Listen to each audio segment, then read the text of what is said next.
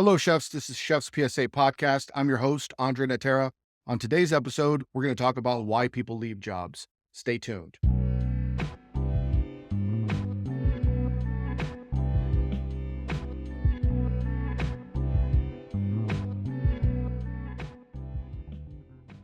So before we begin, if you're watching on YouTube, make sure you hit the like, subscribe button. If you're listening on Spotify, make sure you also subscribe, but leave 5 stars, nothing less than 5 stars, because it's a 5-star podcast, but you already know that. And if you want to support the show, but you also want to get chef brains, go to chefspsa.com. You get all my books there, including Culinary Leadership Fundamentals and Line Cook Survival Manual, which are probably the two most applicable books for most chefs.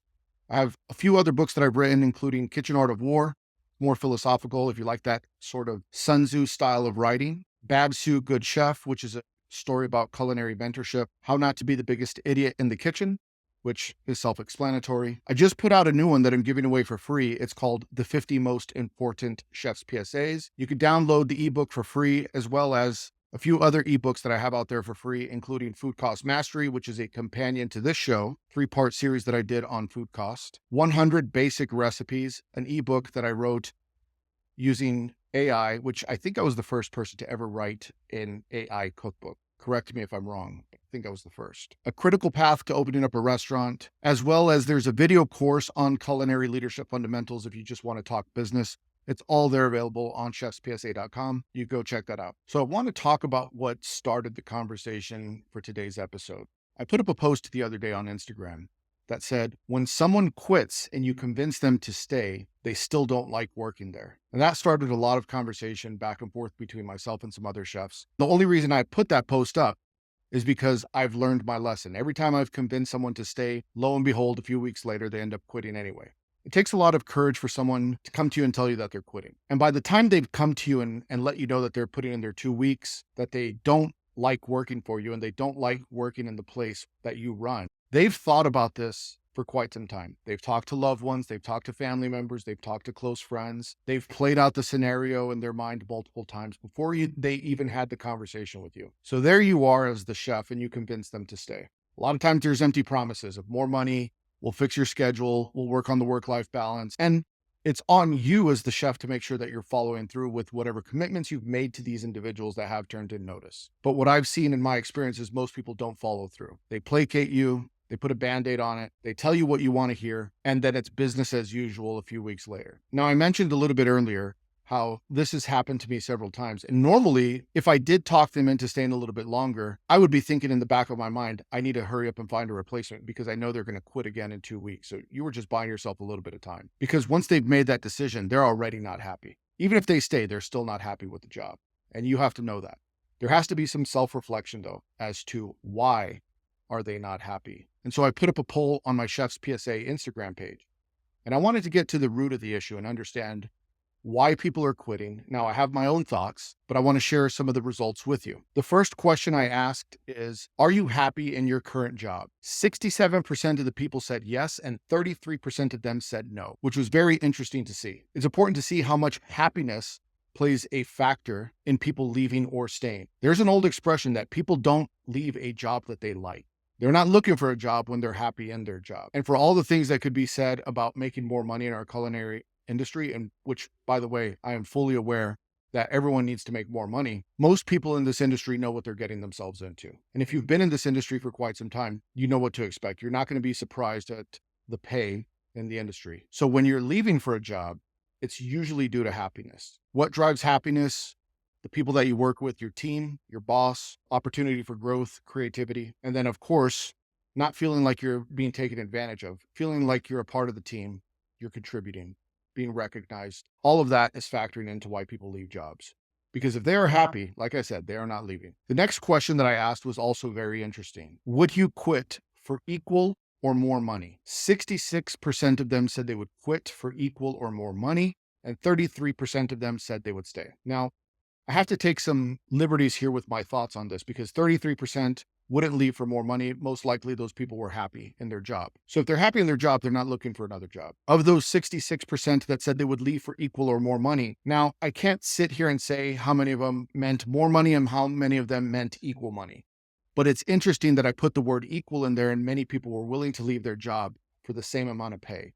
I should have rephrased it and said, would you leave for equal or less money? But everything's easy in hindsight, right? Financial incentives do work. Pay people what they deserve. I know I've said this before. Whenever I have the opportunity to make those financial decisions as the chef, I always want to be the one that pays the most. I don't want anyone leaving my kitchen because they could make more money. Because the fact of the matter is, you can make more money. A new restaurant opens up, you're going to lose people if that new restaurant is in your neighborhood. Everyone wants to go to the new restaurant to learn the new techniques to work for the new chef. It's exciting. The grass is always greener on the other side. And normally, if you're opening up a new restaurant, and I've talked about this in previous podcasts, you want to pay the most because you're going to attract top tier talent. So whenever there's a new restaurant opening, you as the chef have to remain vigilant to know that all your cooks are talking. They're finding out what the new place is paying. Their friends are going there and they're calling them saying you should come work here. And if they're paying better, then the competition already has a leg up. So if you want to keep your cooks from looking for other jobs, keep them happy, keep them paid well. Pay them as much as you can because trust me, a restaurant cannot operate without good cooks. And if you have good cooks, pay them well. And think about the total compensation package that a chef or cook would have. So it's not just the salary. Total compensation nowadays look like PTO, benefits, medical, dental, vacation pay. Some chefs I know offer gym memberships, meal plans, bus tickets, parking. If you work downtown and you don't offer parking, you're at a disadvantage, especially if parking is tough. So you want to think about all of that when you're building your total compensation package because that's what people factor in. Do they have 401k? A lot of chefs and cooks are thinking long-term. They want to get the 401k or the deferred compensation package. Not everyone is, but my advice, if you're looking for a job, you want to have as many perks as you can get. Get it all. Parking, bus pass, 401k, deferred comp, PTO, all of it. Because all of that is going to add to your peace of mind and job security. I know I've left jobs, not necessarily for better pay, but I've left jobs for a better overall compensation package, which includes job security, benefits, medical, etc. Because at the end of the day, you want to be taken care of and you want to feel like your employer has your best interest in mind. So if you want to keep your people happy, give them everything that they need to remain happy and loyal to you. The next question that I asked them was, why are you looking to leave? Was it money? 28% of them said yes. Was it their boss? 19% of them said the boss. More creativity? 34% said more creativity. And then another reason was 19. Now we just touched on money, but as you see, based on this, which was very interesting, only 28% were looking to leave their job due to money. So again, money is not the biggest motivator. A good boss and a good kitchen team will make you want to stay. You'll want to work for someone that's mentoring you, coaching you, teaching you, helping you grow, because not every kitchen has that. You could go work somewhere and make 50 cents more, but not have a mentor. Or you could stay where you are and have that close relationship, mentor-mentee relationship with the chef and make 50 cents less. But that relationship is worth way more than those 50 cents. I'm not really going to touch too much on the other because we'll get into that a little bit later. But I do want to talk about creativity, which was 34%. 34% of the people said that they wanted to leave their job because they didn't feel that it was creative enough. To me, this was the most interesting thing because chefs are passionate. They are creative. They are artists. They want to express. They want to create. They want to learn. They want to improve. They want to iterate. And the only way you get to do that is through creativity. Now, a lot of restaurants have standardized recipes, a system, and even though the chef may have creativity or the person who writes the menu may have creativity, that might be the extent of it. So if you're a line cook and you've been doing these dishes repetitively for months on end, you may know how to make the dish with your eyes closed. And so you feel like you're not learning. Now, there's something to be said by doing something over and over and over again to gain mastery. However, in today's day and age, you could learn things much faster. People have TikTok brain. They want to move at the speed of light. They want to learn the next thing, especially because they're looking at social media and they're seeing all the cool things that the restaurant next door is doing or the restaurant in Copenhagen is doing. They saw something where someone was putting Pop Rocks in a dessert and they want to put Pop Rocks in the dessert. Don't put Pop Rocks in the dessert, by the way. And then the last thing I put up on this Instagram poll was for people to leave a comment. Tell me why you're looking to leave your job. Now, there was a very common theme that I noticed. 46% of the people that responded, and there was roughly around just over 200 responses. And after going through all of them, 46% of them said it either had to do with growth, meaning ability to move upward through position, creativity or lack of creativity, or they felt like they weren't learning. 46%. of the responses that I got that typed in those messages said that's why they wanted to leave their job, because they couldn't express themselves enough or there wasn't enough growth. When I was a chef, I was a big believer in the expression grow your own tomatoes, meaning promote from within, grow your team. I put up this chef's PSA the other day. If you can't find good cooks, invest in the ones already in your kitchen. And I mean that. I do truly live by that. I will put everything into my team to help them and develop them into great chefs because I want to build that trust and rapport with them. I also want to see them grow and succeed, which is a reason why I have this podcast. I want to see all of you grow and succeed. I want to show you the peek behind the curtain and bring you the knowledge so that you could be successful in your job. But when they are stuck and they feel like they can't express themselves creatively or they're not learning, because maybe they don't have to put their special dish on the menu, but at least the chef is introducing them to new techniques and constantly leveling up. So if you're the chef, you are placed in a place of great responsibility. You need to find a way to make sure that they're leveling up, that they're learning, that you're introducing them to new things, continuing education. It doesn't always have to be getting their dish on the menu. You could do a show and tell, you could do a family meal, you could take excursions, make them feel like they are growing in the position. That old expression, when growth stops, decay begins. And a lot of chefs start to feel like they are decaying quickly in their position if they are not learning and growing. Also, provide opportunities for them. Explain the rules of the game. Let them know how to get promoted, what is required. Don't make it vague. Outline it. Say you need to do this, this, and this. Have one-on-ones with your team and explain to them what it is that they need to do to improve. Set goals for them. Push them. When they feel like they're growing, they're engaged. 12% of the typed in responses said they were looking for money, which is interesting because that number was significantly lower than the poll. So even though the poll was up, that was part of the earlier questions. At the very end is when they got to really type in what they wanted. And all those people that answered money early on wasn't money later on. It was only 12% of the responses. 17% of the people said it was the team. That's what kept them there. Or that's what made them want to leave. They were working in a kitchen where they didn't get along with the team, or the only reason they want to stay is because of the team. And that team also included the chef and the culture. They were very loyal to the chef. They might not have liked the job, but they loved the person they were working for. And they might not have liked the money, but they loved the team that they were around. So they felt like they were a part of something. The next one was a very interesting result. Only 11% said it had something to do with work-life balance. So whether that was your schedule or spending time with loved ones, only 11% were saying it was work-life balance. Now, I find this interesting because a lot of people talk about work-life balance like it's the top reason that they're unhappy. But from the poll that I did and the information I gathered, it wasn't work-life balance. It had to do with creativity and growth and learning. Only 11% work-life balance. Interesting. 1.6% mentioned job security.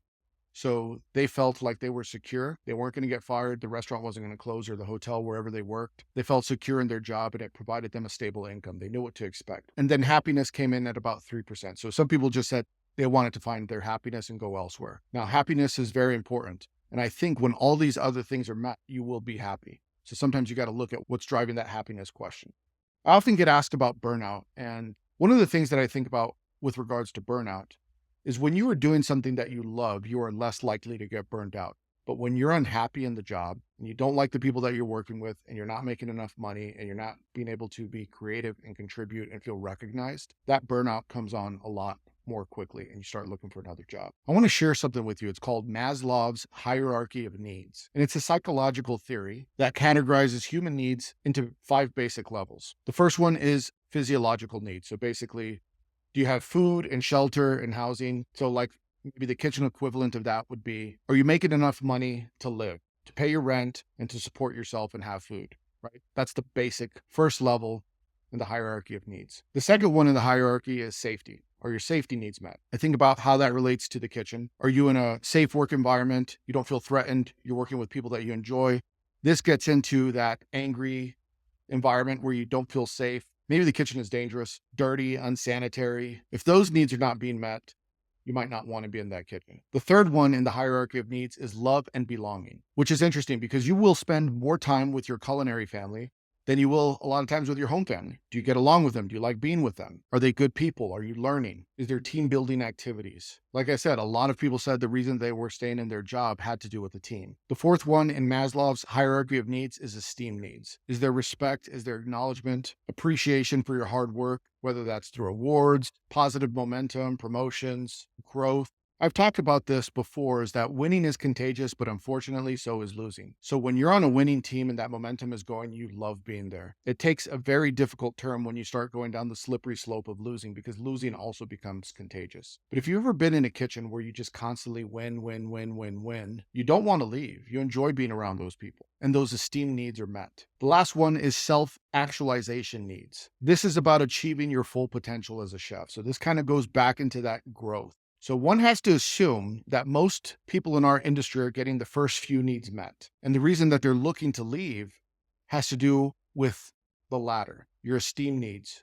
Are you belonging? Are you reaching your truest potential through self-actualization, becoming the chef that you want to be, cooking the food that you want to cook, expressing yourself completely, whether that's through running a successful business, running a successful kitchen, getting the awards that you want, cooking the food that you want to create, being able to make your food. That is when you are at the pinnacle of your job. And I could tell you from my own personal experience, the last job I had as a chef, I had all 5 needs met. And that is why I had a very hard time leaving it. And I was there for 5 years. And one of the things that I had said to myself was, I'm not going to leave this job for another chef job, because it would be very hard, because I understood what was out there. Not every job checked all the boxes, but the one I was in checked all the boxes. And when you get in those jobs that check all the boxes, it's a unicorn. You might not realize it, but you are truly in a unicorn situation, and you want to stay there, because it's our natural inclination to start looking for things, looking for better, looking for more. Is the grass greener on the other side?